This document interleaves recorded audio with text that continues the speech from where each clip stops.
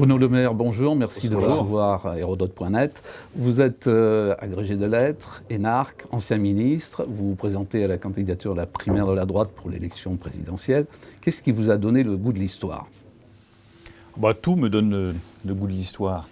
Et d'abord la politique, parce que je considère qu'on ne peut pas inventer l'avenir de son pays sans connaître bien son passé, sans savoir d'où il vient, par quel mouvement il a été traversé, qu'est-ce qui a suscité des désordres, qu'est-ce qui a permis de rétablir la paix. Donc il faut bien connaître l'histoire de son pays pour pouvoir inventer son avenir. L'une de vos périodes préférées est la Rome antique. Alors pourquoi ce choix ? On aurait pu penser que vous feriez référence plutôt à une histoire de France ou à une histoire plus récente.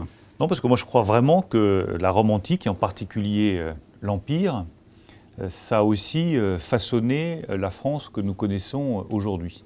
Alors, ça n'a pas échappé à Bonaparte lorsqu'il a voulu reconstruire un régime pour succéder à une révolution qui tournait à la terreur, sans revenir à la monarchie, parce que ce n'était pas possible de revenir à la monarchie. Il s'est inspiré de l'Empire romain et il a créé l'Empire. Par ailleurs, notre façon de séparer l'ordre public et l'ordre religieux s'est héritée de l'Empire romain. La manière que nous avons de procéder par le code, par la codification, par la loi, s'est inspirée de l'Empire romain. Donc pour moi, il y a beaucoup de choses qui naissent au moment de l'Empire romain, qui construisent la France que nous connaissons aujourd'hui et qui nous permettent de comprendre la France que nous connaissons aujourd'hui. J'ajoute un tout dernier point, c'est que nous parlons en ce moment le français, et j'ai toujours considéré que si on voulait bien comprendre les mots que nous employons, eh bien, il faut revenir à la source latine. C'est ce qui donne la meilleure compréhension de la langue française. Rome a connu de nombreux empereurs, très inégaux en qualité. Quel est celui qui se détache à vos yeux ? Je crois que s'il y en a un qui avait ma préférence, c'est l'empereur Hadrien. C'est celui qui a succédé à Trajan. Et j'aime beaucoup la figure d'Hadrien, d'abord parce que c'est une figure d'homme qui est épris de culture, passionné par la culture. Quelqu'un qui a succédé à un empereur conquérant. Hadrien est celui qui a succédé donc à Trajan, qui avait fait de multiples conquêtes. Et Hadrien a eu l'intelligence de considérer qu'après cette période de conquête, si on voulait maintenir l'Empire de Rome, eh bien, il fallait pacifier les relations avec tous les pays que Rome avait colonisés. Et donc, il a su mettre des limites à sa puissance. Et je pense que c'est un des messages essentiels que moi je retiens de l'empereur Hadrien, c'est cette capacité à mettre des limites à sa puissance pour qu'elle garantisse de la stabilité, une pacification et en même temps la préservation de l'Empire romain. En marge de ses mémoires d'Hadrien, Marguerite Yourcenar écrivait « Si cet homme n'avait pas maintenu la paix du monde et rénové l'empire de l'économie, ses bonheurs et ses malheurs m'intéresseraient moins. » Est-ce que c'est aussi votre avis ? Vie personnelle, vie politique se mêlent toujours. On ne peut pas dire qu'on fait de la politique comme un métier ordinaire. Ce n'est pas un métier, la politique. C'est un engagement. On ne se lève pas le matin à 8h et puis on finit à 18h, on rentre chez soi et la politique est finie. La politique est un engagement de tout ce que l'on est. En tout cas, moi, je le vis comme ça. C'est vrai qu'Hadrien a eu une vie personnelle particulièrement agitée, mouvementée, mais elle n'aurait pas grand intérêt s'il n'était pas l'homme qui avait mis fin à la guerre avec les différentes conquêtes romaines, s'il n'était pas celui qui avait défini ce mur, ce limes, cette limite entre ce qui appartient à l'Empire et ce qui n'appartient pas à l'Empire, s'il n'était pas celui qui avait réaffirmé la culture romaine, tout en indiquant que cette culture romaine, c'est aussi quelque chose qui m'intéresse, que ça m'inspire beaucoup pour la culture française. C'est une culture qui a des principes dominants, mais qui est capable d'accueillir d'autres cultures différentes, et qui est suffisamment confiante en elle-même, suffisamment puissante, pour savoir qu'elle peut accueillir d'autres cultures. Et comme je considère qu'aujourd'hui en France, le combat majeur, c'est le combat pour la culture française, pour la réaffirmation de notre langue, notre histoire, notre mémoire, notre créativité, notre sens de l'innovation. J'ai très envie, moi, de dire à tous les Français, notre culture est suffisamment forte, puissante, avec des principes, avec des fondamentaux que tout le monde reconnaît, pour accepter d'autres cultures et intégrer ces nouvelles cultures dans la culture nationale. Hadrien était un lettré, est-ce que c'est indispensable pour un chef d'État ? Oui, parce que je considère qu'après une période de guerre, Hadrien a succédé à une période de guerre et de conquête, il fallait faire un certain nombre de réformes, en particulier les réformes agraires, et Hadrien a engagé tout ça. Et quand on regarde d'ailleurs dans les empereurs romains, aucun n'a réussi ou n'a laissé de marque sans avoir engagé un certain nombre de réformes en profondeur. Regardez César, la réforme agraire, la manière dont il a fait de Capoue un grenier, une réserve de nourriture pour la Rome antique. Tout ça, ce sont des créations qui sont des créations civiles, des créations économiques et qui permettent au pays de défendre sa culture. Là aussi, je regarde la situation française. Si nous voulons que notre culture rayonne, si nous voulons que chaque Français retrouve la fierté d'être français, ce que je souhaite profondément, il faut que la situation économique soit meilleure. Il faut pouvoir vivre dignement, il faut avoir un emploi, il faut que chacun puisse trouver un travail, il faut que chacun ait une juste rémunération. La culture, sans les réformes économiques, sans la relance de l'activité économique du pays, sans la production de richesses en France, ça ne peut pas marcher. Les deux vont de pair. À votre sens, Adrien est-il vraiment supérieur à Jules César ou à Octave? Il est moins romanesque que César. César a une vie particulièrement romanesque, une vie privée romanesque. Vous savez qu'on le disait, l'homme de toutes les femmes et la femme de tous les hommes. On le soupçonnait d'avoir fait usage de son corps très librement à des fins strictement politiques. Il a su acheter le peuple, acheter ses propres légions. Il a raconté sa propre histoire dans la guerre des Gaules de manière totalement stupéfiante, avec un style d'ailleurs d'une limpidité et d'une élégance totale. Donc c'est un personnage romanesque. Et puis quand il est au bord du Rubicon, pour rappeler un épisode célèbre, je crois que c'est en 49 avant Jésus-Christ, si je ne me trompe pas, ça doit être le 11 décembre, il n'a pas le droit de franchir le Rubicon. Il est avec ses légions, il est en territoire qui n'est pas le territoire romain au sens strict du terme, et il n'a pas le droit d'utiliser ses légions et de franchir avec ses légions le Rubicon. Il le fait quand même, et il part sur Rome, qui est en proie à des désordres total, que Pompée n'arrive pas à contenir et à maintenir. Il franchit le Rubicon avec ses légions, il marche sur Rome, il renverse Pompée, et il bat Pompée dans la bataille de la Pharsale. C'est une épopée extraordinaire.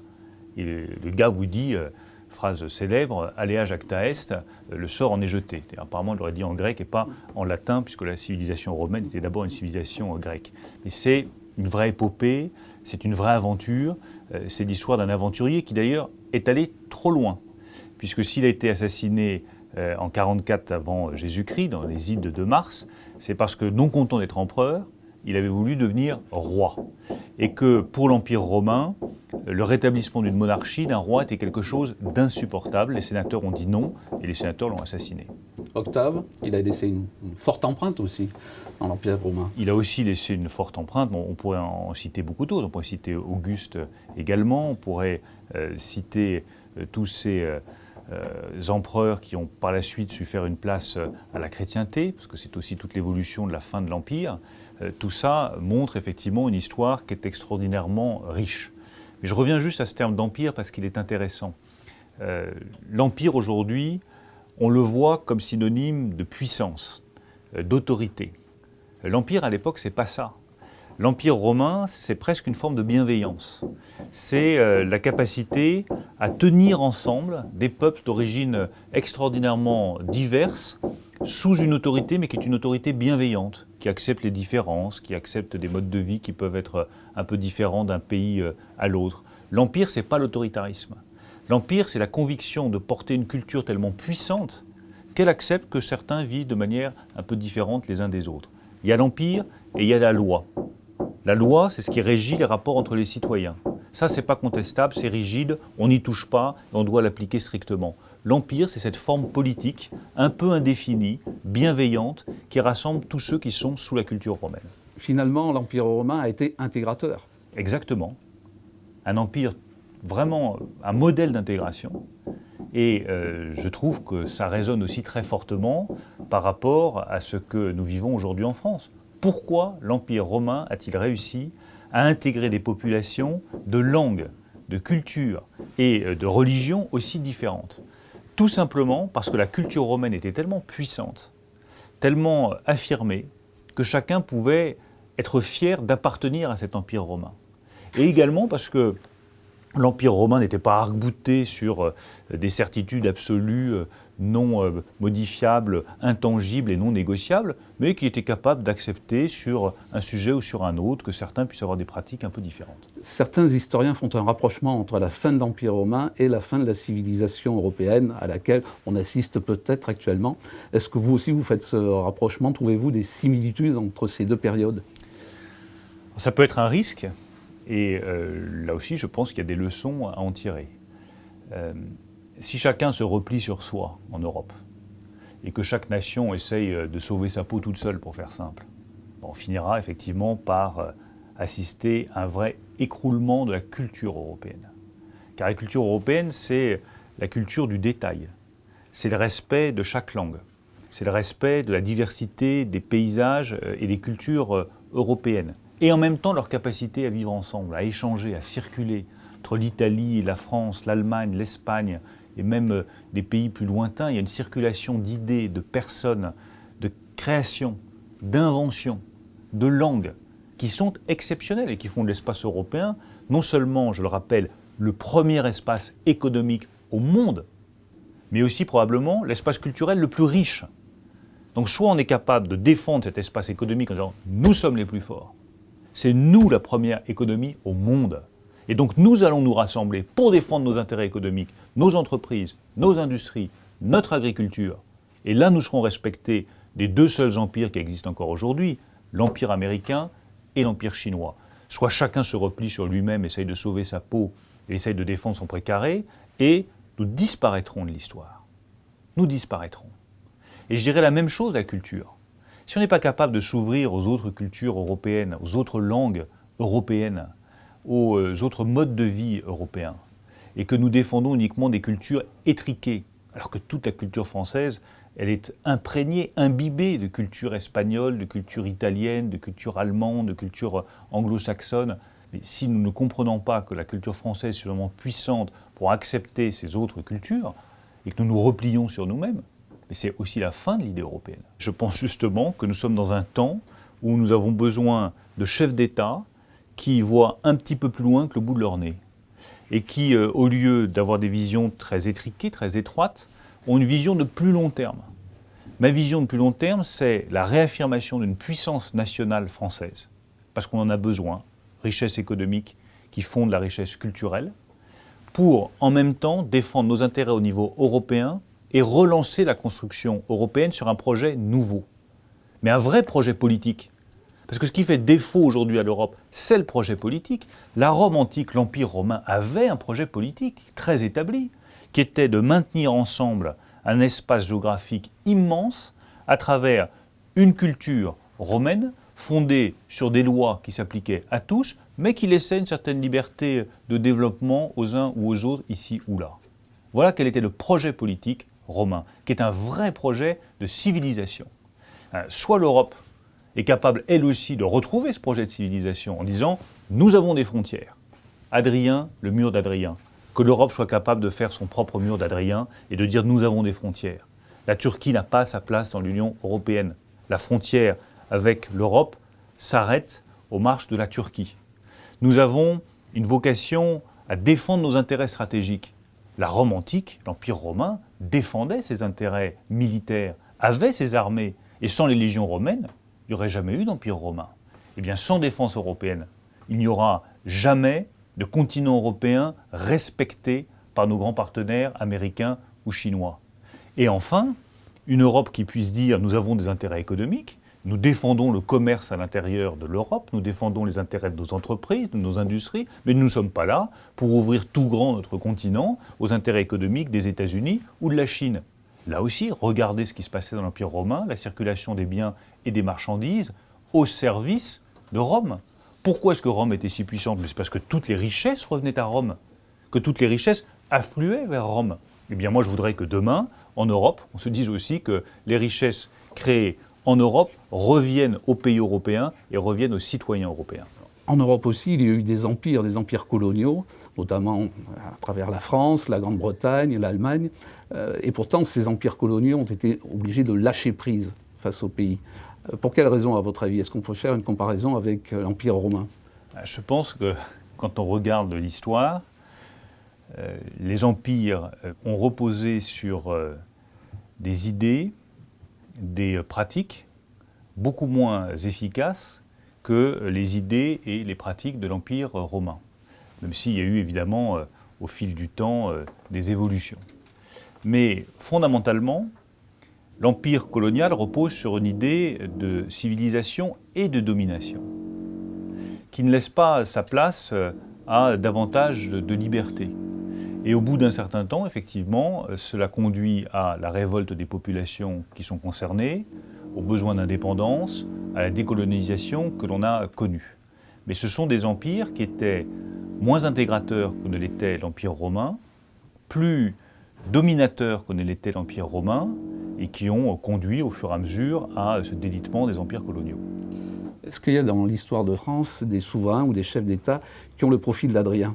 Il y a, je trouve, beaucoup de souverains qui ont voulu marquer l'importance de la culture ou de la religion, soit dans leur mandat, soit dans leur règne. Quand vous pensez à un personnage comme Saint-Louis, Saint-Louis est un homme dont l'inspiration était d'abord une inspiration religieuse, très chrétienne, et qui a fait de cette culture chrétienne l'une des marques fondamentales de son règne.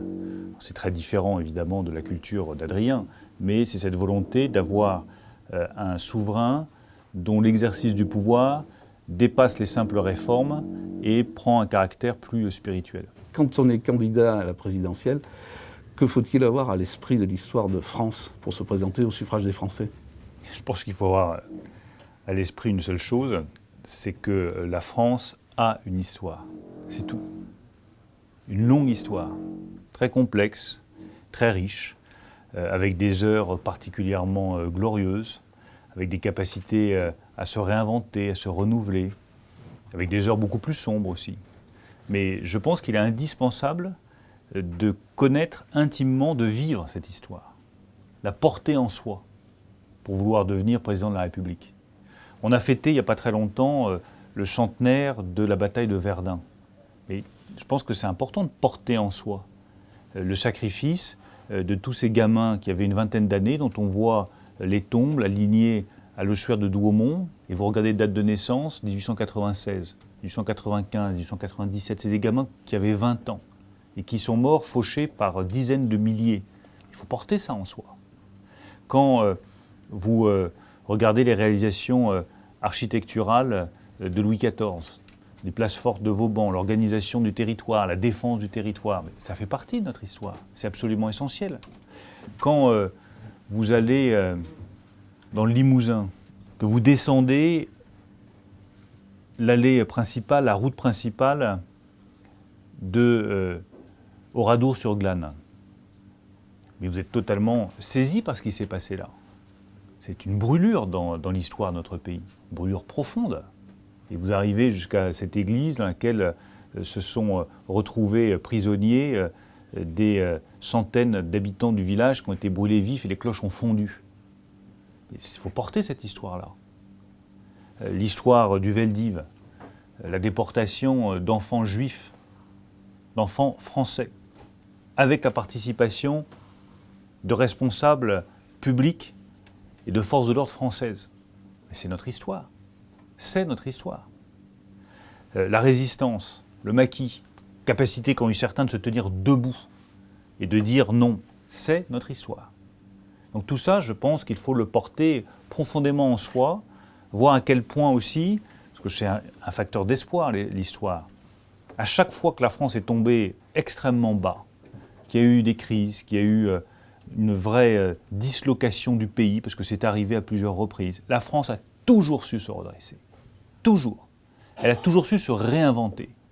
Et je crois vraiment que nous sommes aujourd'hui à un de ces moments où la France doit se réinventer. Il ne s'agit pas de continuer encore 5 années sur un système qui est totalement mort, un système politique qui est fini, un système totalement technocratique dont les gens ne veulent plus, une monarchie technocratique qui a pris le pouvoir et dont les gens ne veulent plus, des syndicats qui bloquent le pays mais qui ne représentent plus qu'une minorité de gens. Enfin tout ça, les gens n'en veulent plus. C'est fini. Il faut passer à autre chose.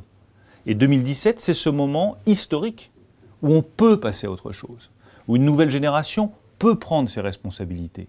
C'est ça l'enjeu de 2017. Je peux vous dire qu'ils vont tous s'accrocher aux branches pour rester, pour garder le vieux système, pour garder les mêmes têtes, pour préserver les mêmes intérêts. Ça va être un combat difficile, parce qu'il y a un vieux monde qui meurt. Et un monde ne meurt jamais facilement. On meurt toujours dans la douleur, dans la difficulté. Mais il est temps qu'on passe à autre chose. Et moi, je veux regarder devant, pas derrière. Il y a un monde qui meurt. Bah, passons au monde nouveau. Il sera meilleur, il sera plus juste. Il permettra à chacun de trouver sa place en France. Mais nous sommes à un moment historique en 2017, où il s'agit d'inventer la France de demain et pas de préserver à tout prix la France d'hier. Dans les empires coloniaux, il y a aussi une différence fondamentale, c'est que les colonies étaient un jeu de puissance entre pays européens et une manière de projeter à l'extérieur les rivalités entre la France, l'Allemagne et l'Angleterre principalement. C'est ce qui fait aussi que la colonisation ne s'est pas passée comme elle aurait pu se passer. C'est qu'elle était non seulement avec un objectif de civilisation, mais aussi, à travers elle, se jouait un enjeu de pouvoir entre les grandes puissances européennes, France, Grande-Bretagne et ensuite un peu plus tard l'Allemagne. Dans le cas de Rome, c'est très différent. Il y avait Rome et uniquement Rome. Aucune rivalité possible avec Rome. C'était évidemment un peu plus simple. Bruno Le Maire, merci d'avoir reçu Hérodote.net. Merci à vous.